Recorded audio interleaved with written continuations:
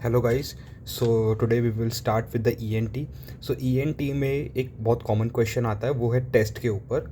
सो इनमें से कोई भी टेस्ट कभी भी पूछ सकते हैं, so you should know about it. So first is the caloric test. So caloric test क्या होता है? It is the test for temperature. So इसके अंदर ईयर के अंदर या तो कोल्ड वाटर या तो वार्म वाटर डालते हैं, और वो किसको स्टिमुलेट करता है? वो करता है लेटरल सेमी सर्कुलर कैनल को। अब इसका निमोनिक क्या होता है? वो है cows, COWS, cows. So means जब कोल्ड वाटर डालेंगे तो आइस कहाँ होगी? वो ऑपोजिट साइड में जाएगी, और जब वार्म वाटर डालेंगे तब वो होगी सेम साइड जाएगी। अगर ये हम फॉलो करते, उसका मतलब क्या है कि जो भी हमारा टेस्ट का रिजल्ट है वो नॉर्मल है।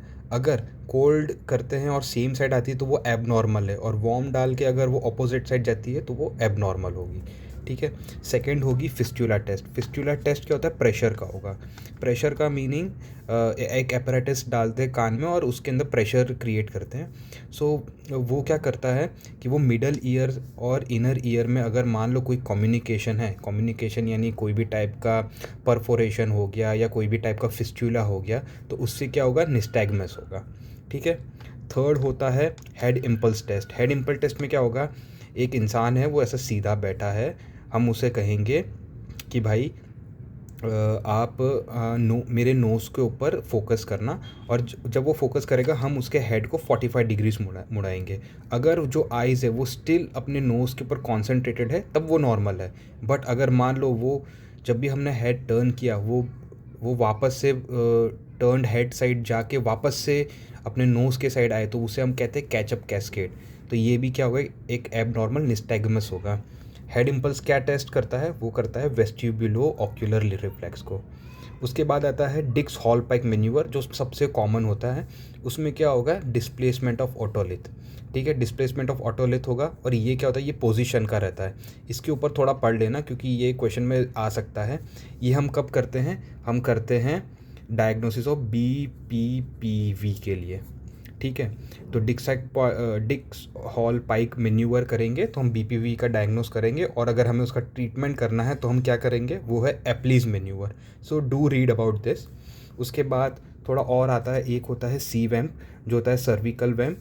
इसमें क्या होता है? स्टर्नोक्लीडोमेस्टॉइड के ऊपर हम इलेक्ट्रोड रखते हैं, और उस पर स्टर्नोक्लीडोमेस्टॉइड के ऊपर इलेक्ट्रोड रखते हैं और उस पर स्टिमुलस देते हैं। ये किसको स्टिमुलस करता है? वो करता है इंफीरियर वेस्टिबुलर नर्व। सो इसको कैसे याद कर सकते हैं? C सर्वाइकल स्टर्नोक्लीडोमेस्टॉइड, यानी वो ईयर के नीचे है, नीचे यानी इंफीरियर वेस्टिबुलर नर्व को।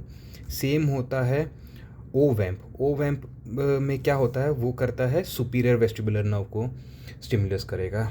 लास्ट में होता है रोम्बक्स टेस्ट। उसमें हम बोलेंगे पेशेंट को कि अपनी आंखें क्लोज करो और एक ही जगह पे स्टैंड करो। अगर वो लेफ़्ट या तो राइट स्वे करेगा, उसका मतलब है कि ये एबनॉर्मल है, और जो भी प्रॉब्लम है वो ईयर के अंदर है।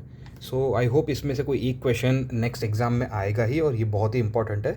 सो इसको आप ज़रूर याद रखना। और उसके बाद हम लोग पढ़ेंगे मिडल ईयर के बारे में। सो आई एम ट्राइंग कि जो भी ENT का पोर्शन है, जो भी बहुत ही इम्पॉर्टेंट है, वो मैं कवर कर लूँ, एंड उससे ज़्यादा उसमें से ही क्वेश्चन आएगा, और उसमें से ज़्यादा आपको पढ़ने की ज़रूरत नहीं है, क्योंकि यूजुअली ENT में से 6 या 7 क्वेश्चन आ जाते हैं। डिपेंड करता है, कभी 12 भी आए हैं, लेकिन मोस्टली 10 के अंदर ही आते हैं। सो इसका नोट्स मेरे टेलीग्राम ग्रुप में होगा। Thank you.